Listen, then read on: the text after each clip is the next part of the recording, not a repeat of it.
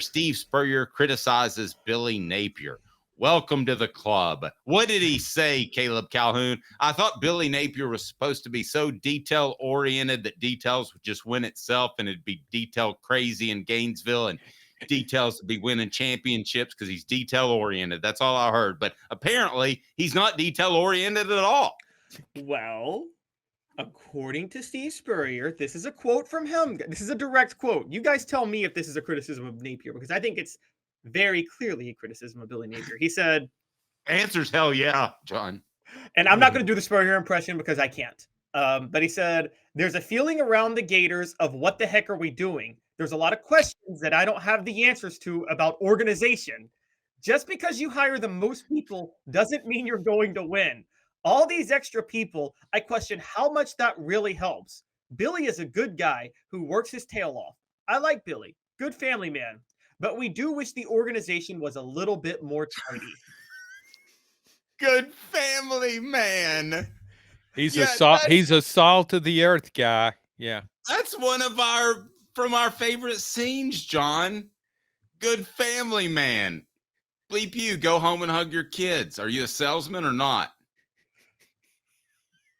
John, that's Alec Baldwin. This is Steve Spurrier throwing Billy Napier under the bus. And then backing over him. But you know what? When Caleb was reading that quote, and he's talking, just this massive army. Remember when Billy Napier was hired, and it was all the people that were bringing with him. So when I picture this in my mind, I think of just all these people bumping into each other, and they're in cubicles, and they can't get out of each other's way. And there's too many people. It's the ultimate bureaucracy, and nothing can get done. Yes, and detail-oriented, Caleb, the guys can't figure out which key goes to which office. Yeah, but didn't he get this from, I just want to name the name because I did my deep dive, Dave, and you know this, you helped me out with it on what made Nick Saban so successful. And didn't he get that from Nick Saban? I mean, Nick Saban has how many analysts and how many cooks in the kitchen? And it works for him. But John, it's funny that Caleb brings this up because Caleb, I want to do this for a whole separate topic, but you have a situation I think is unique with Nick Saban because he can call a Butch Jones, and we can all make fun of a Butch Jones, but he was a head coach at a major university, and that's your analyst. Who do you call if you're Billy Napier to be your analyst? Bob, who you just met at the convenience store? Yeah, on the way out the door, you might say, "Hey, Bob, what are you doing the rest of the day?" Yeah, I mean, I think the Saban rehab thing was an anomaly. I don't think that's going to be the case with Kirby Smart or anybody else ever. I know, but you had it exactly right. You want to rehabilitate your career, you go work for Nick Saban. So he got Steve Sarkisian comes off his drunken binge in LA, signs up with Saban. He's good to go. Lane Kiffin's had some issues. He's fired in an airport.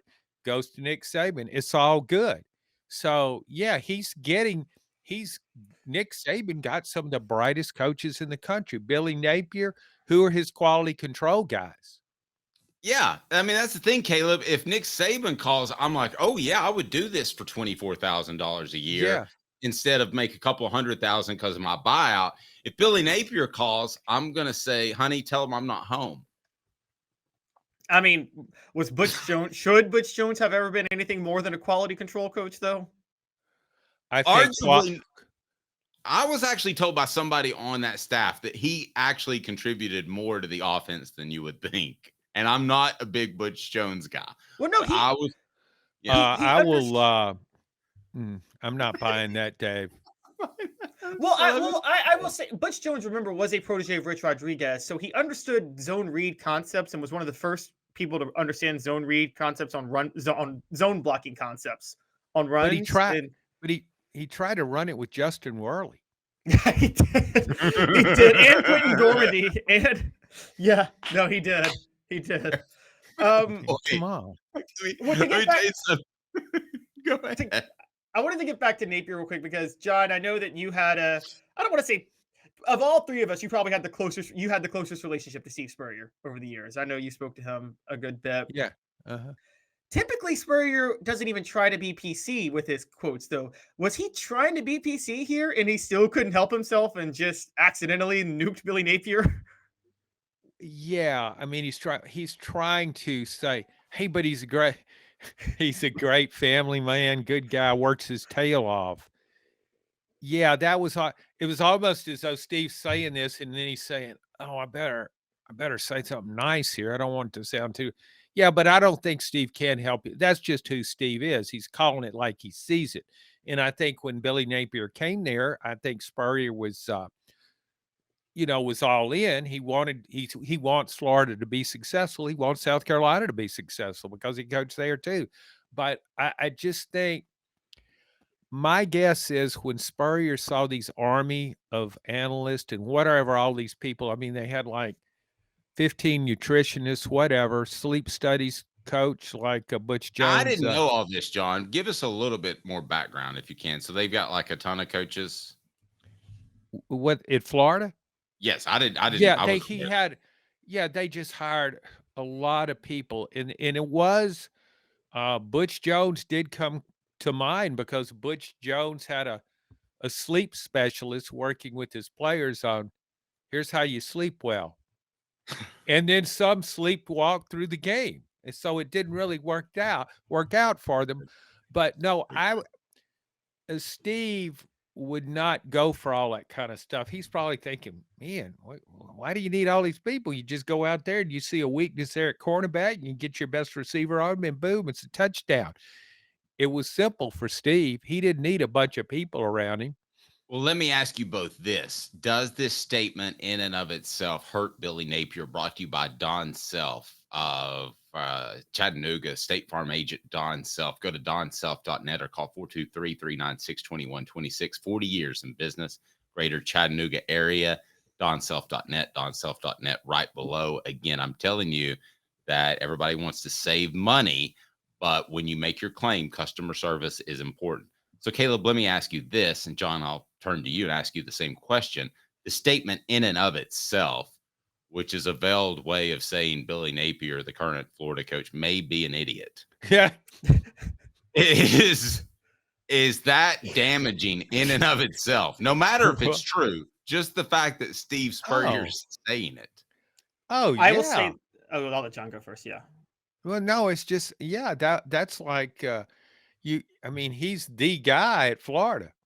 And for him to say that, because what makes it magnifies it is that Spurrier is usually complimentary to coaches at Florida. Everybody knows he's pulling for Florida to do well. He's behind the Gators. So when he said, he's basically saying this isn't working. Yeah. That's that's just the final straw, I think, on Billy Napier's gone. He's still there, but he's gone. Yeah, John, I feel the same way, and I think if I know this, and you know this because you've covered him over the years, I'm sure Florida Gator Nation knows it better than anybody that Spurrier's first reaction to something is usually the truest thing that's ever said. Like I remember it was about 10 years ago when he was at South Carolina and Jadeveon Clowney was coming out for a draft, and Spurrier was asked about Clowney's work ethic, and his first comment was, "It was okay. It wasn't like Marcus Lattimore's or anything, but it was okay." And then he had to walk it back later. But he was right. Clowney didn't have much of a work ethic in the NFL. I remember And that. yeah. I And remember that. Spurrier is the Well, guy who I guarantee when Jerry Spurrier is getting ready in the morning and Jerry Spurrier, if she has an unflattering outfit on, Steve will accidentally tell her, "You don't look good in that outfit." And then he'll try to cover its tracks later and be like, "Okay." I've been around her some. I don't think he would say that. You don't think he'd John, say let that? me ask you. Let me No. ask you both this, guys. So it does damage, no question. If you're somebody in Gainesville and or Florida and you're hearing about Steve Spurrier, who does a weekly show with a friend of the program, Pat Dooley.